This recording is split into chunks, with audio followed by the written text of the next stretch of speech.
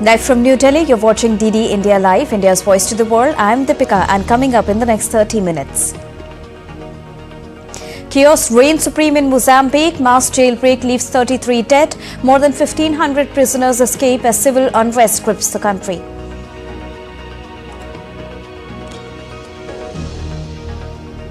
Death toll rises to at least 38 in Azerbaijan Airlines plane crash near Aktau, Kazakhstan.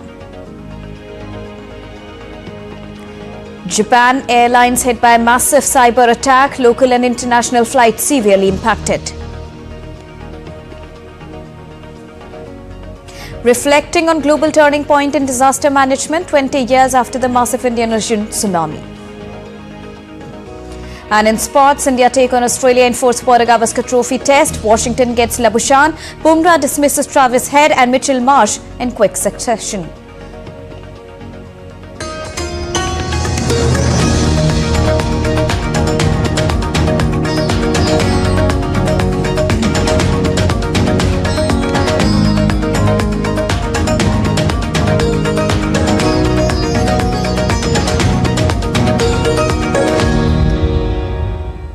Good afternoon to all our viewers watching DD India Live, and now let's begin with the latest news of the day. A prison riot in Mozambique's capital Maputo left 33 people dead and 15 injured as civil unrest linked to October's disputed election continues. A day after violent protests and looting spread across Mozambique's capital, smoke billowed from destroyed buildings and charred broken objects in shops and municipal buildings that remained as residents gathered in the streets. A decision by Mozambique's top court on Monday confirming long-ruling party Frelimo's victory in the election sparked fresh nationwide protests by opposition groups and their supporters who say the vote was rigged. The country's police general commander Bernardino Rafael blamed protesters outside the prison for encouraging the riots inside the prison, while Justice Minister Helena Kida said that the unrest started inside the prison and were not linked with protests outside. Rafael said about 1,534 people escaped from the prison in the incident, but 150 have now been recaptured. What we expect after escape of 1,534 inmates who committed major crimes in the country is that in the next 40 or 48 hours, there will be dizzying increase in crime in Maputo. Increase of all types of crimes because they are specialists in all types of crimes. There will be an increase in robberies, assaults, rape of women, car theft, armed robberies, even kidnappings. Vai subir o crime de roubo. An Azerbaijan Airlines passenger jet crashed on Wednesday in western Kazakhstan after travelling far off the course. The death toll due to the jet crash has now reached 38 out of the 67 people that were on board. The Embraer 190 aircraft that was supposed to fly northwest from the Azerbaijani capital, Baku, to the city of Grozny in Chechnya in southern Russia, instead flew across the Caspian Sea and went down near the city of Aktau in Kazakhstan. According to Azerbaijan Airlines, among all the 67 people on board, 62 were passengers and 5 were crew members. Kazakh media reports showed that the passengers on board included 37 citizens from Azerbaijan, 16 from Russia, 6 from Kazakhstan and 3 from Kyrgyzstan. Azerbaijan Airlines has suspended all its flights from Baku to Russia's Chechnya region until an investigation into a fatal crash involving one of its planes is finished. The airline also held a press briefing at the Baku airport on the crash, in which it assured psychological support for the kin of the victims. A medical team and necessary medical equipment have been sent to Kazakhstan by air. A hotline has been established for the family members of the passengers on board, and the public has been informed about it. Psychological support will be provided to the family members of all the passengers regardless of their nationality, as well as to the injured passengers. Aile üzvləri, eyni zamanda xəsarət alan sərnişinlər üçün Meanwhile, Russia's emergencies ministry has sent a medical evacuation flight to Kazakhstan to bring back Russian nationals who survived the Azerbaijan Airlines plane crash. The ministry posted a short video showing the special medical evacuation flight being ready to depart Moscow for Akhtau. The IL-76 plane will carry a team of doctors and psychologists as well as essential medical equipments as per the ministry.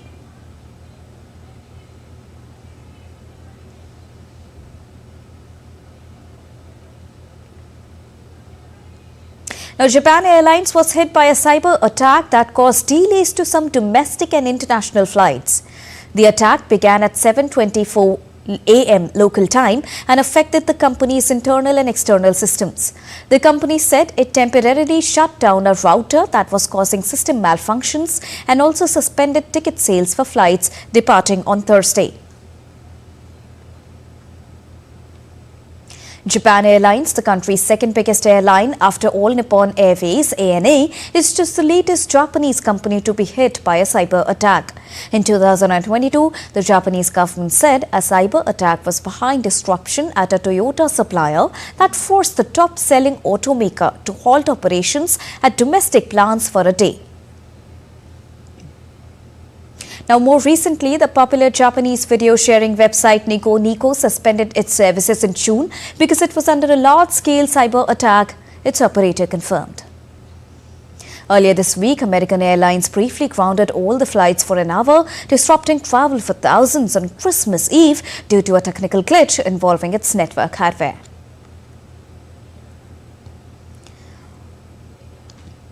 Moving on, United States President Joe Biden has condemned Russia's retaliatory attack on Ukraine, ordering the U.S. Defense Department to accelerate weapon deliveries to Kyiv.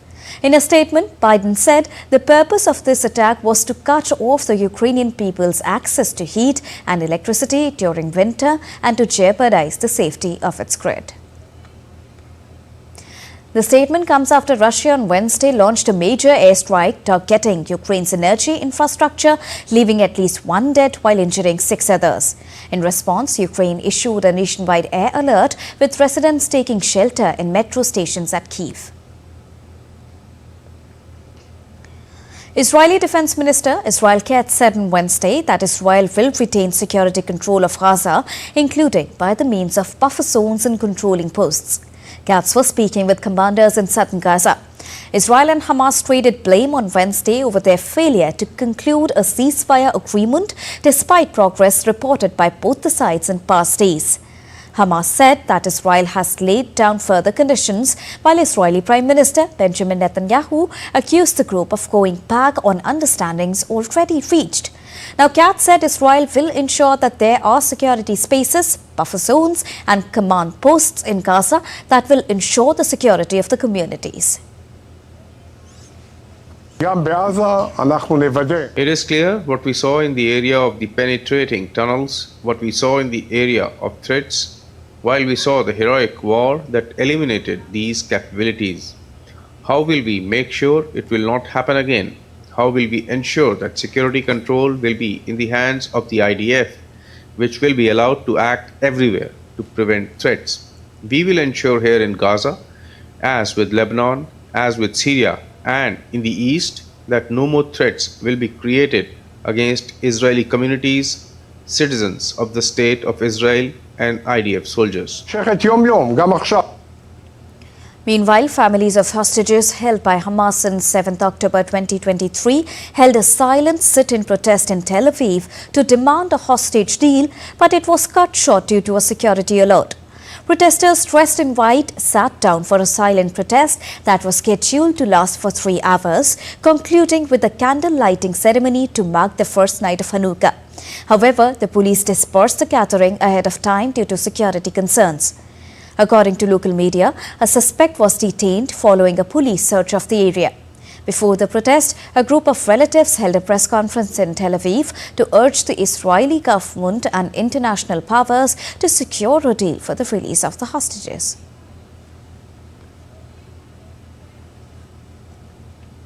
Unfortunately, we are marking the 446th day of our loved ones having been suffering in Hamas tunnels. This is one of the longest, if not the longest, hostage crisis in the history of the modern Western world. This is unacceptable. It has to stop today. Let me be clear, the conditions for a deal were never better. Just yesterday, Israel's leading analyst reported that Israel's deterrence is at an all-time high. This is precisely why we, the families, believe we are at the strongest position ever to secure a deal. Now, Israeli military vehicles made incursions on Wednesday into the area of separation between the Israel-occupied Golan Heights and Syria. Vehicles were seen driving in and out of the fence that separates the UN-patrolled demilitarized zone created after the 1973 Arab-Israeli War, an activity that has continued since the fall of the Bashar al-Assad regime. The United Nations Security Council last week extended a long-running peacekeeping mission in the Golan Heights for 6 months and expressed concerns that the military activities in the area could escalate tensions. In Syria, 14 police officers were killed and 10 injured in a deadly ambush by forces loyal to the ousted Assad regime in Tartus. The attack marks escalation in violence just weeks after Bashar al-Assad's regime was overthrown. Syria's new interior minister vowed to suppress any threat to national security, denouncing the attackers as remnants of the old regime. Meanwhile, unrest erupted in homes, prompting an overnight curfew after demonstrations by Alawite and Shiite communities. Tensions have soared as minorities fear retaliation from the Sunni rebels now in power. Scattered protests also flared along the Alawite-dominated coast, highlighting deep divisions in post-Assad Syria as the new government struggles to assure safety and unity amidst the turmoil.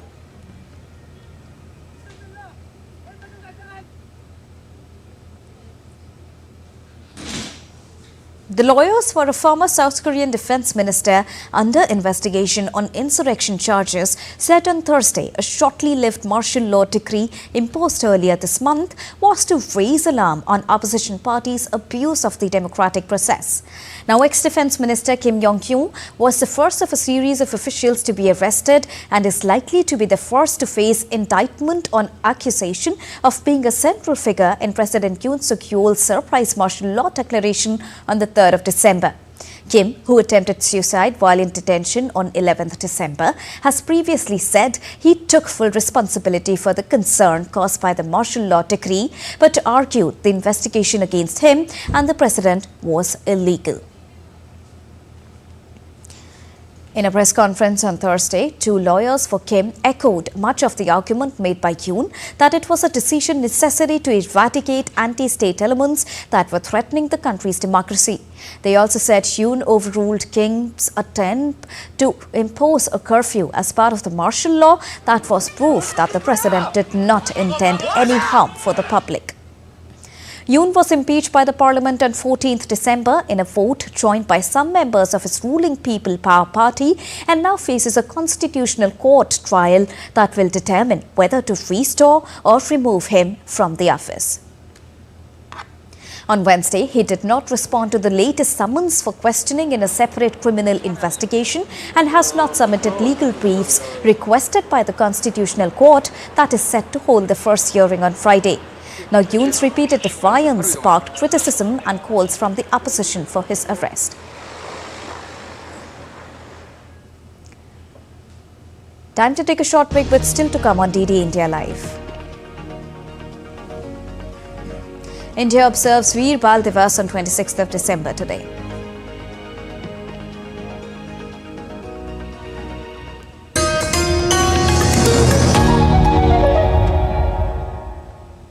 December 26, 2004, a devastating earthquake off the coast of Indonesia triggered a tsunami that swept across the Indian Ocean. India was one of the worst affected countries. Today, after 20 years, we reflect on the tragedy and explore how the nation has since fortified itself against such calamities.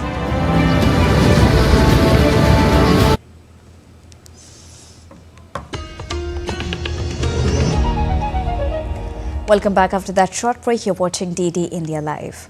Now, December the 26th, 2004, a peaceful Sunday morning turned into an unimaginable nightmare as a massive tsunami devastated India's coastlines, claiming countless lives and altering the landscape forever. Now, 20 years later, how prepared is India to face such a threat again? DD India's Taposh Bhattacharya brings you an in-depth look at the nation's readiness to tackle future tsunamis.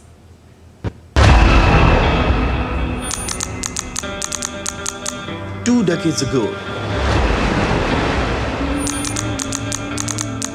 on December 26, 2004,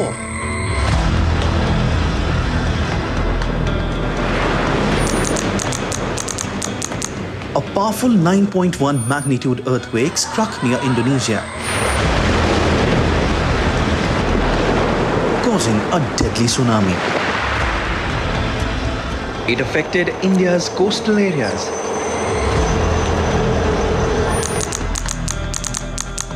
The massive waves claimed around 228,000 lives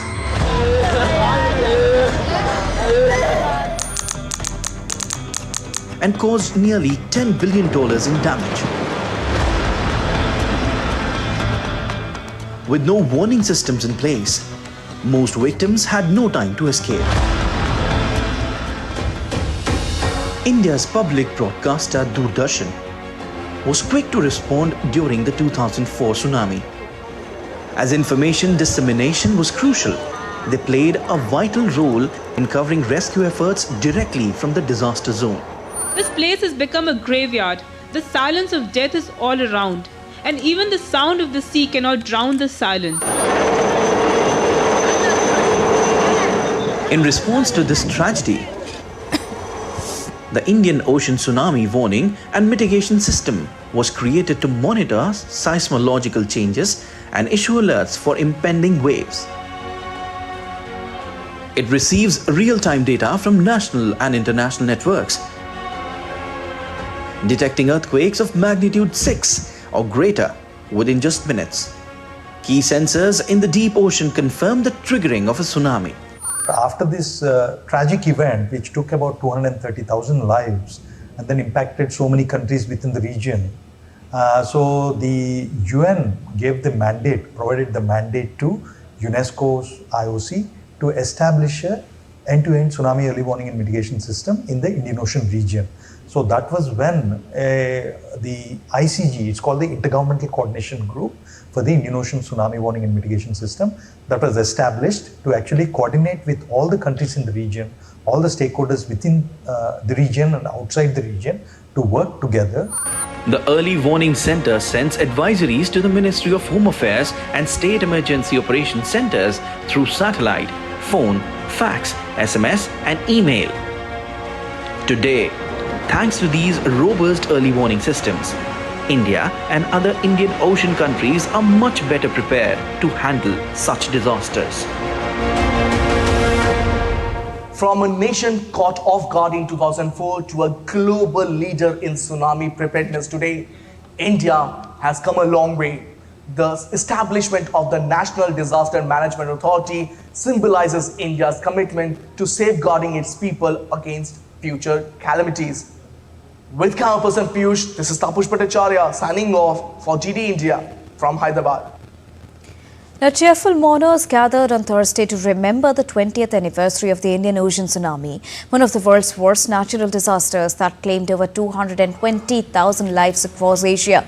In Indonesia, which was hardest hit by the tsunami, residents of the Aceh province held vigil prayers commemorating the loss of lives of more than 100,000 people. In Phi Island in Thailand, a ceremony was held at the Sailfish Sculpture Plaza to remember the victims of the disaster that struck on 26 December. Relatives of the deceased, local residents and Thai and foreign tourists attended the event. Participants observed a minute of silence and presented floral wreaths to a team of divers who placed them at the underwater tsunami memorial off Tonsai Bay in remembrance of those hundreds of people who lost their lives due to the mishap.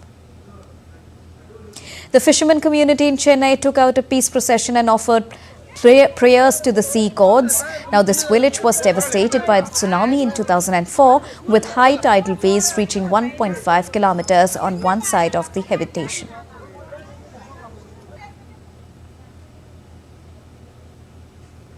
And to discuss more on this, I'm joined by Ritesh Ranjan from Chennai. Ritesh, you had a word with few of the citizens as well there in Tamil Nadu who talked about the incident. Tell us how the country is observing the 20th anniversary of that tsunami, and especially there in Tamil Nadu.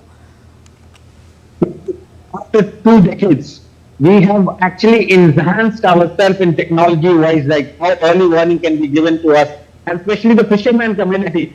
They are the first one who actually face these kind of natural disasters whenever it comes. And in 2004, I am here in a fisherman community area where they just took a peace march, and I spoke to most of them, and they were saying that it was no early warning was given to them when tsunami is coming, and they've lost their lives, livelihood, and everything, and they were in shock how this happened, and it took a very long time for them to overcome.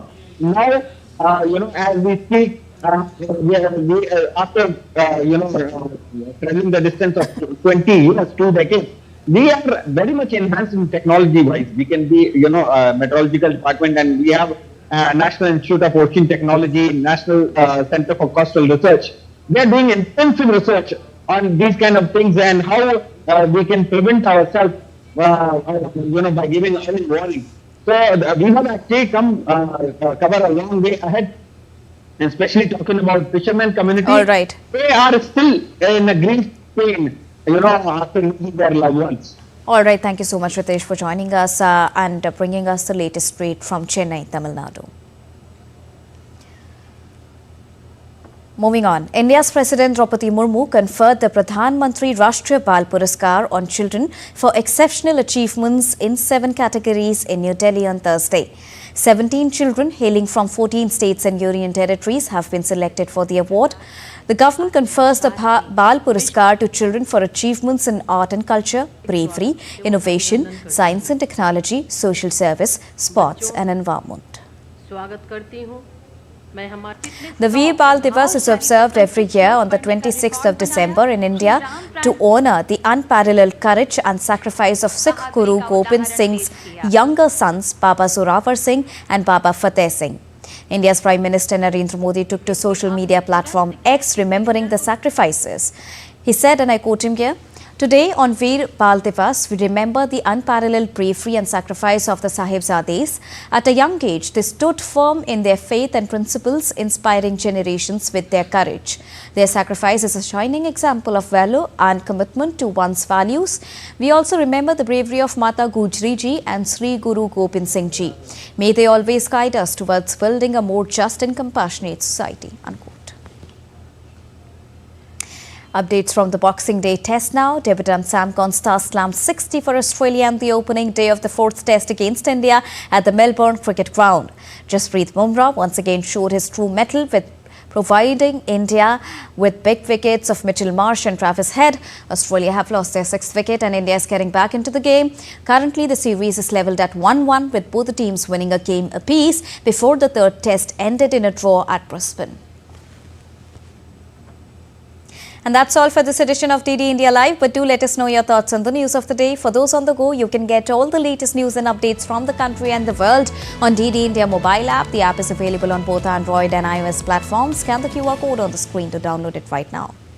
We'll be back with more news as it breaks here on DD India. I am Deepika, and from all of us here in New Delhi, thank you so much for watching DD India Live this afternoon. Namaskar.